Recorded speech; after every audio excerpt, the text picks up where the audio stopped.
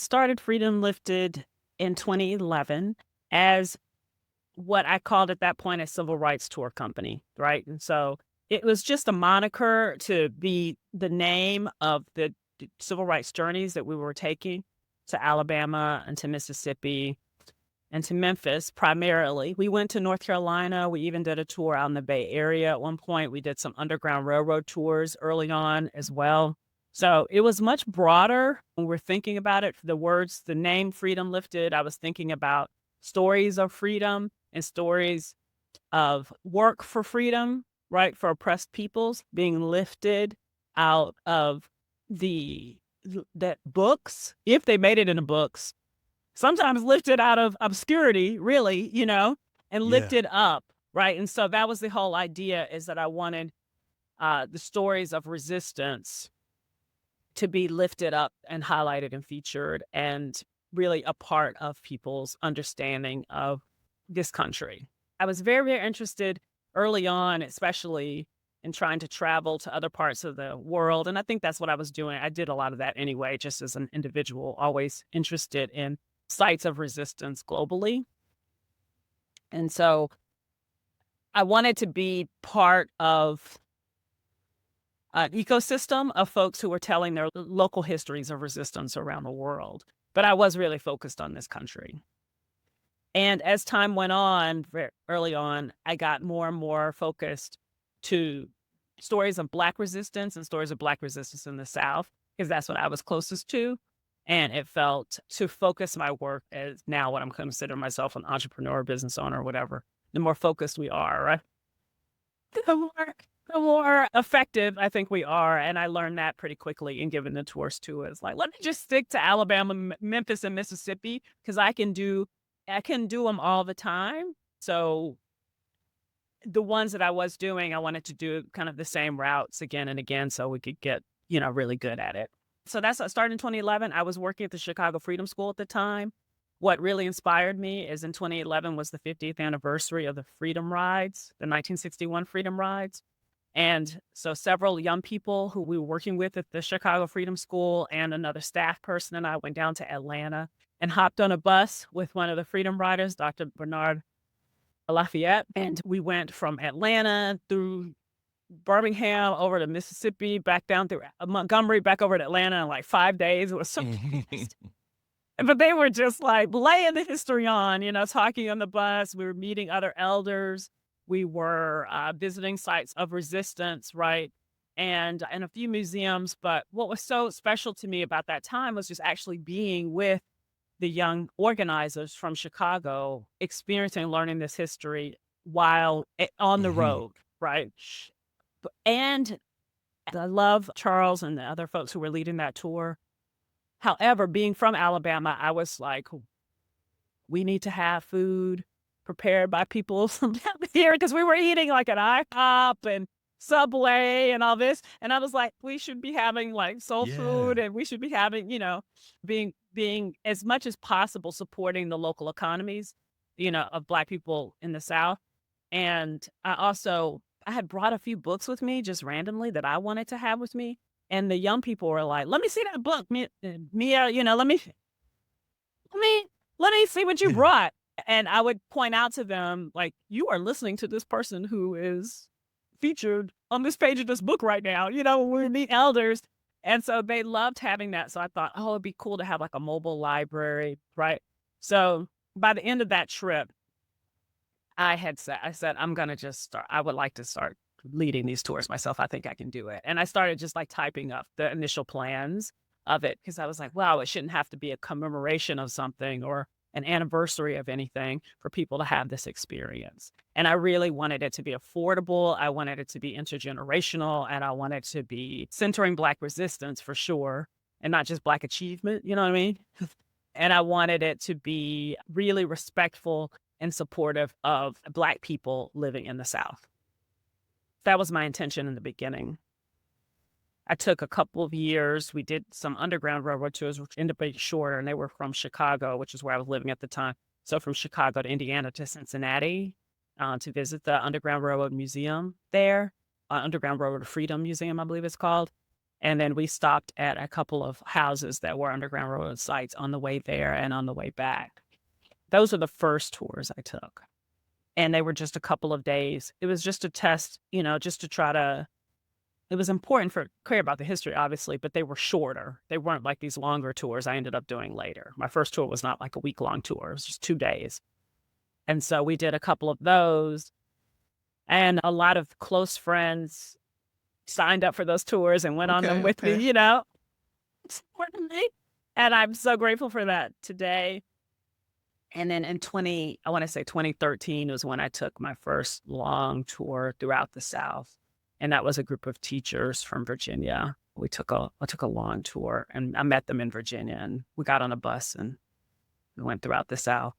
So that was the beginning. I was still working full time. I ran those tours as a side passion. I don't want to say side hustle because, that makes it sound like it wasn't important. It was like super important to me. It was purposeful. Yeah, yeah. Yeah, it was purposeful, and there's nothing wrong with a hustle, okay? Not knocking it.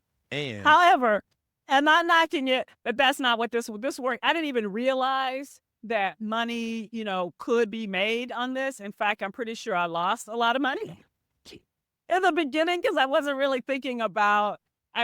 thinking the budget so much. I was just kind of estimating. I got a lot better at that later.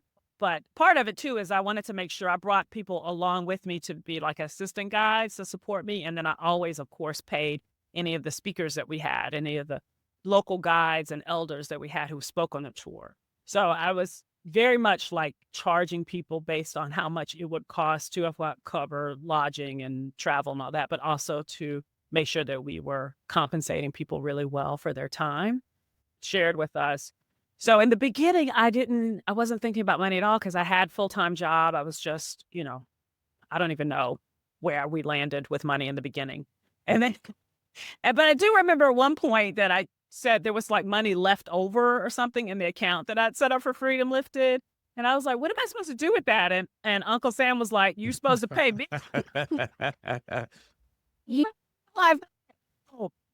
To budget, I got to pay taxes on this if we do make money, or I have to figure out ways to spend it. So it was definitely a journey in just learning how to run what ended up being a small business. But in the beginning, it really was just, I love planning, event planning, and bringing people together and creating learning environments. And so that fulfilled everything. All my check boxes and my zones of genius, if you will. And I felt like I was being able to honor my ancestors who were in resistance. Now, you said you wanted to focus on resistance and not achievement. Could you say more about the significance of that for you in your visioning? I do think that there's some forms of achievement that are resistance, but it depends on what we're doing with our achievement. It depends on what we're doing with our success. So, we talk about this now in Freedom Lifted. It's no longer a civil rights tour company, right? I stopped giving the tours. I'd led 29 tours. My brother asked me to count last year, and so I did. And I'd led 29 tours in 10 years. And I did the last tour in 2022. And by that point, we had moved into Freedom Lifted still obviously is my company. But I started using what I learned on the tours and content from the civil rights era and other eras of Black resistance to be examples in the curriculum that I have now. And the training curriculum I have, the resistance chapter actually talks about 6 forms of resistance. And that came directly from doing the tours. And so when I'm talking to people about resistance today, I reference the National Civil Rights Museum in Memphis, which is at the Lorraine Motel where King was assassinated, right? And it's a fantastic museum. I recommend everyone go. I think everyone should go to Memphis to visit that museum. Before you even go into the actual museum, which the first exhibit starts with Jim Crow and then kind of goes chronologically through these high watermark moments in the civil rights movement all the way up until the sanitation worker strike, which was the context of which King was killed, right? But even before you go into the exhibit, you have to watch a film on the Civil War and the broken promises of Reconstruction. Reconstruction and then there's broken promises, right? And then even before you go into the film, there's this waiting area. And the waiting area has, I don't know how to explain. It's an exhibit, but it's also just like a space that they've cultivated to help you locate yourself in an America where people were enslaved, right? Based on race. And one part of that wall, so it's not just about the hardships, the Yeah. torture, you know, the Yeah. tragedy that is enslavement and the kidnapping that was required for the whole system to exist. That is there. But there is also a wall, and there's also a wall that talks about how Black people resisted while enslaved. Mhm. And there were 6 ways: escape, revolt, petition and protest, achievement and success, community building, and defiance. Right. And that is the frame that I talk about resistance to this day. And that's why going back to me saying, well, it's not just achievement. It's not just achievement. That's true. But even there's a very critical eye we put towards achievement. It's not just like, you know, being successful in a Yeah. capitalist Yeah, system yeah, or yeah, yeah. whatever, which is unfortunately often what people think about when they think about Yeah. Black Yeah. achievement. Yeah. And where everyone is very comfortable and any kind of diversity, equity, inclusion work, justice work, if it results in people of color being successful within a system of profit making, then it's fine. But when it starts talking about people building their own worlds, you know, or really standing in their own culture Yeah. creation and all of that, that's when it starts. When people are not seeing where the money comes from, you know, that's when it starts. Its value, the value, right, of Black achievement is not given Mhm. its due. So what I always think about is the whole work of justice work is to bring power to everybody regardless of their identities, right? That's how I talk about social justice, and I know we've had Oh, yeah. this Oh, yeah. conversation before and you're much on the same page. So it is twofold. Everybody has power is abundant and everyone has power regardless of how they identify, and that's equity. And then justice work requires us to look at Mhm. history, right? And repair the harms done by history, right? That's to me the difference between racial equity and racial justice, right? So for me, achievement and success in a resistance frame means that people have gotten power, some modicum of power within a system that has oppressed them, and they use that power to bring more power to Mm. people. It's not just having it. It's not just like being the successful filmmaker or being the successful business owner or being the successful lawyer, right? Or just getting your law Yeah. degree. How are we using our law degree? How are we using the land we've been able to acquire? How are we using the power when we talk about how are we using the resources we've been able to acquire to bring more power to oppressed Mhm. people? That kind of achievement success is resistance, right? If you're using your achievement success to block other people, Yeah. right?